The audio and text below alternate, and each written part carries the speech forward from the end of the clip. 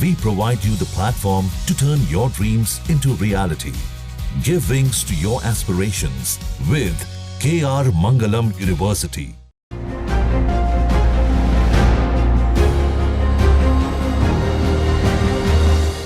नमस्कार, between the lines with नीलू रंजन में आपका स्वागत है।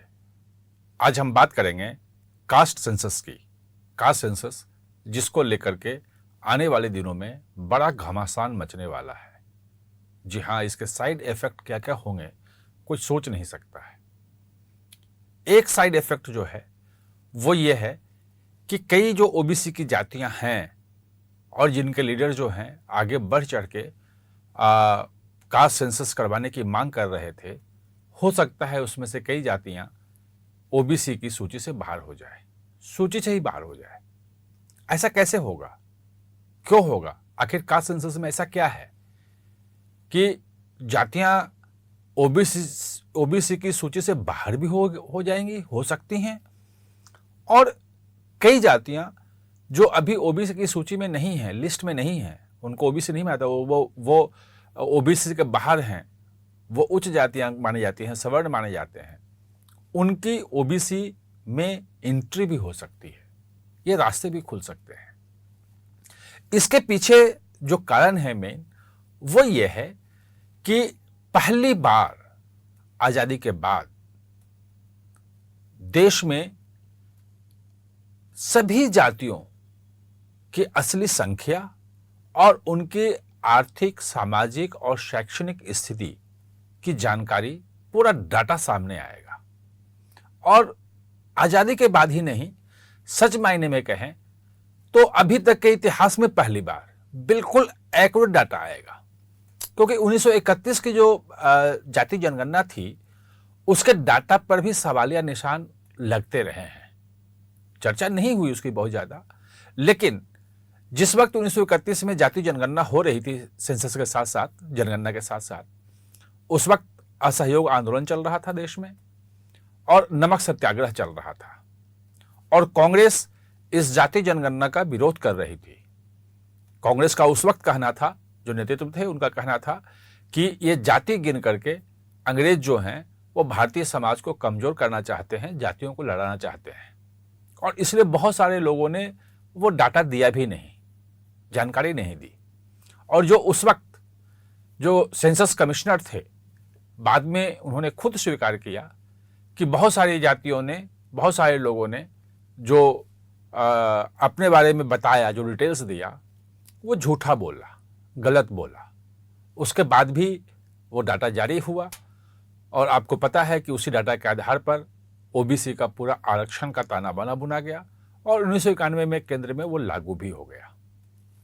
अब जब सेंसस हो रहा है और सेंसस के साथ साथ कास्ट सेंसस भी पहली बार हो रहा है, आप सोच रहे होंगे कि 1911 में भी तो हुआ था, 2011 में भी तो हुआ था, 1911 में, 2011 में।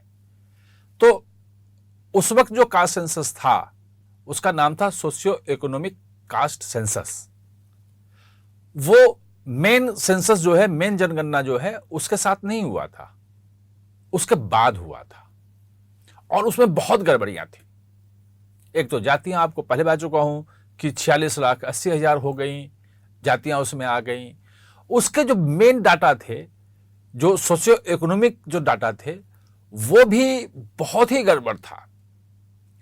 सरकार ने उस डाटा को एक्सेप्ट किया, और आयुष्मान भारत का जो कार्ड बना, वो उसी डाटा के आधार पे सरकार ने 10,74,00,000 परिवारों को निकाला इस देश में, कि जो गरीब हैं और जिनको अगर ढंग से इलाज नहीं मिले तो या तो वो इलाज के बिना मर जाएंगे, या इलाज करवाने के लिए जो बची खुची जमीन है, जो घर है, वो सब बेचना पड़ेगा, गिरवी रखना पड़ेगा।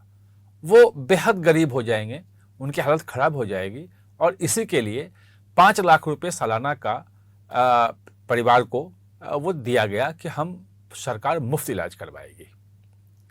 ये कहा गया कि 10,74,00,000 जो परिवार हैं, ये गरीबी में जो आते हैं, उनमें 55 करोड़ लोग रहते हैं।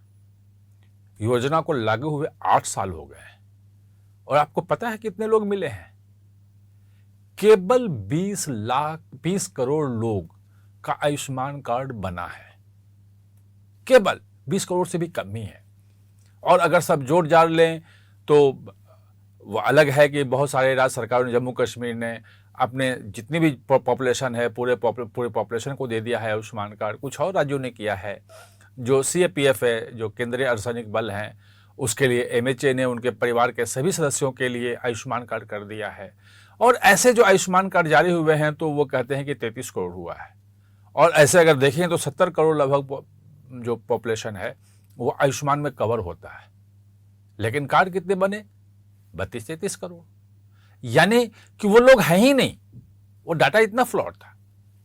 तो पहली बार, मेरे कहने का मतलब यह है कि पहली बार न सिर्फ जातियों की संख्या आएगी, बल्कि हर जाति में हर व्यक्ति, उस जाति में जो व्यक्ति है वो कितने व्यक्ति जो हैं वो मैट्रिक पास हैं, कितने BA पास हैं, कितने MA पास हैं, कितने सरकारी नौकरी में हैं, कितने प्राइवेट नौकरी में हैं, उनका घर कितना बड़ा है, घर में मोबाइल है, फ्रिज है, TV है, मोटरसाइकिल है, साइकिल है, कार है, कितनी कार है, एक एक चीज डिटेल सब कुछ उसमें लिया जाएगा। और जब ये लिया जाएगा तो पता चलेगा कि कौन सी जाति के पास क्या क्या चीजें हैं और उसकी आर्थिक स्थिति क्या है, उसकी सामाजिक स्थिति क्या है और उसकी शैक्षणिक स्थिति क्या है।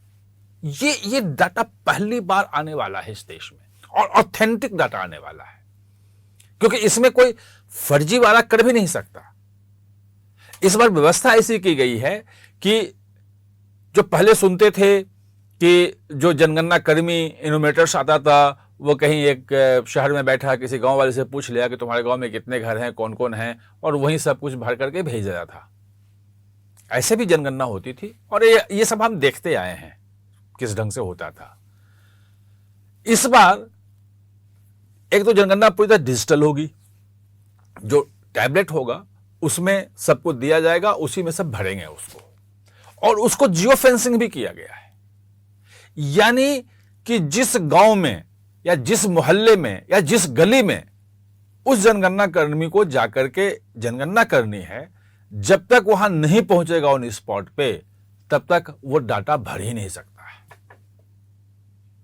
यानी कि जनगणना बिल्कुल सही होगी, जानकारी बिल्कुल एक्यूरेट आएगी, और वो जो जानकारी एक्यूरेट आएगी उसके आधार पर पता चलेगा कि देश में जातियों की आर्थिक, सामाजिक, शैक्षणिक स्थिति क्या है, कौन सी जाति किस लेवल पे है। जाहिर है कि अगर कोई जाति को आप सवर्ण कह रहे हो कि उच्च तबके की जाति है, उसमें डाल रखा है OBC से बाहर है, और अगर उसकी जो कास्ट सेंसस में आई कि उसके अधिकांश लोगों की हालत तो ज्यादा खराब है, वो बहुत ज्यादा गरीब हैं, तो उनको पिछड़े वर्ग में जो है OBC सूची में डालना पड़ेगा। और अगर लगा कि बाकी जो देश में जातियां हैं उसे तो बहुत अच्छी जाति है जिसके पास सब कुछ है, और लेकिन OBC में है, तो उसको बाहर भी करना पड़ेगा। और अगर सरकार पॉलिटिकल कारणों से नहीं करेगी ऐसा, तो डाटा रहेगा, तो डाटा को लेकर लोग सुप्रीम कोर्ट चले जाएंगे, वहां भी कह सकते हैं कि आखिर ये अन्याय क्यों हो रहा है।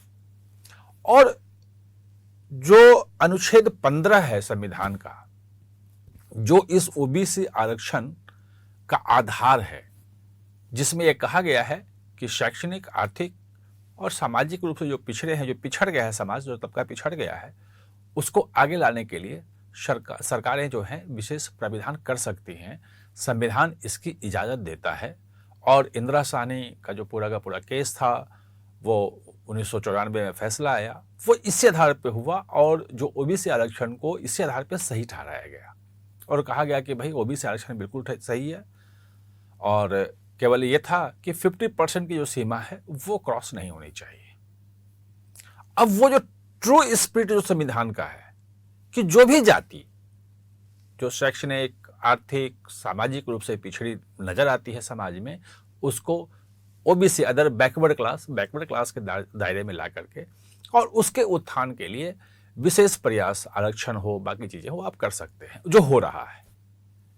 तो जो भी जाति उस क्राइटेरिया में, चूंकि डाटा आपके पास पहली बार होगा और जो उस क्राइटेरिया में फिट रहेगी, वो जातियां ओबीसी में आ जाएंगी और जो उस क्राइटेरिया में फिट नहीं बैठेंगी वो बाहर चली जाएंगी। इसमें एससी एसटी अलग है, क्योंकि एससी का जो कैटेगराइजेशन है वो 1931 की जनगणना, जो जाति जनगणना उस हिसाब से किया गया है, उसके साथ अनटचेबिलिटी, छुआछूत, कि अछूत उसको मानते हैं, वो जुड़ा हुआ है। वो सिर्फ गरीब नहीं है, अछूत हैं, अमीर भी हैं, तो भी उनके साथ भेदभाव होता है उनकी जाति को लेकर के। तो वो टच नहीं होगा, वो जो है वो वही रहेंगे, उसमें चेंजेज नहीं होगा। और वैसे एसटी का जो है, शेड्यूल ट्राइब्स का है, कि जंगलों में रहे हैं, बहुत दिनों से रहे हैं, विकास की धारा से बहुत बाहर रहे हैं, उसको भी टच नहीं करेंगे। लेकिन ओबीसी जो कास्ट, जो एक बंद कास्ट हो गया था और तमाम लोग कहते थे एक बार जो वहां घुस गया वो घुस गया, जिसको एक बार मिल गया वो मिल गया। और आपने मराठाओं का देखा कितना बड़ा आंदोलन चला, गुर्जर का आंदोलन चला, जाटों का चलता था, विभिन्न राज्यों में विभिन्न जातियां जो हैं अपने को ओबीसी में शामिल करवाने के लिए लगातार लड़ाई करती हैं। और सरकारें जो है पॉलिटिकल कारण से कहीं होता है कहीं नहीं होता है, तमाम चीजें होती हैं। ये तमाम पॉलिटिक्स जो है ओबीसी आरक्षण को लेके, ओबीसी की सूची को लेके, अगर ये पूरा का पूरा जातीय जनगणना जो अब होगा ही, अगर क्या होना ही है, अब सरकार ने फैसला ले लिया है, सेंसस के साथ होगा। और सेंसस के साथ जुड़ने का मतलब ये है कि हर 10 साल पे जो सेंसस होगा उसमें जातीय जनगणना होगी। और ये बात 1941 में भी उठी थी कि जब 31 में हुआ है तो 41 में क्यों नहीं। लेकिन उस वक्त के जो अंग्रेज थे, जो सेंसस कमिश्नर थे, उन्होंने दिया कि चूंकि 1939 में द्वितीय विश्व युद्ध शुरू हो गया था, तो द्वितीय विश्व युद्ध में बहुत ज़्यादा खर्चे हो रहे हैं और ये जो डाटा है, इतना डिटेल डाटा इकट्ठा करने में, उसको प्रोसेस करने में, उसको एनालाइज करने में चूंकि बहुत ज़्यादा पैसा खर्च होगा, इसलिए हम उसको ड्रॉप कर रहे हैं, नहीं कर रहे हैं, वो छूट गया। और 47 में देश आज़ाद हुआ और 51 से देश ने फैसला किया कि हम जो है समाजवाद, साम्यवाद, दूसरी तरफ रास्ते पे जाएंगे और हम कास्ट सेंसस में जाएंगे। हम कास्ट को अलग मिटा करके पूरे राष्ट्रीय एकता की बात थी कि देश को एक करना है, सब करना है, जो जातियों के बीच में विभिन्नता करेंगे, सब कुछ करेंगे, तो वो था कि हम नहीं करेंगे, फैसला था उस वक्त। लेकिन अब जब फैसला हुआ कि हम करेंगे और सेंसस के साथ का सेंसस होगा, तो फिर हर 10 साल पे होगा। ऐसा नहीं हो सकता है कि एक बार आपने करवाया और छोड़ दिया, और हर 10 साल पे दिखेगी कि कौन सी जाति किस जगह पे है, समाज में किस स्थान पे कौन सी जाति है, उसका सामाजिक, आर्थिक और शैक्षणिक स्थिति क्या है, यह पता चलेगा हर 10 साल पे। और हो सकता है कि हर 10 साल पे जनगणना जब हो तो कुछ जातियां उसमें घुस जाएं ओबीसी लिस्ट में और कुछ उसमें बाहर निकल जाएं। तो जो अनुच्छेद 15 है संविधान का, उसका जो ट्रू स्पिरिट है, जो उसकी मूल भावना है, उसके अनुरूप ओबीसी आरक्षण की प्रणाली इस का सेंसस के बाद सामने आएगी। आप हमारे साथ चर्चा में जुड़े, इसके लिए बहुत बहुत धन्यवाद।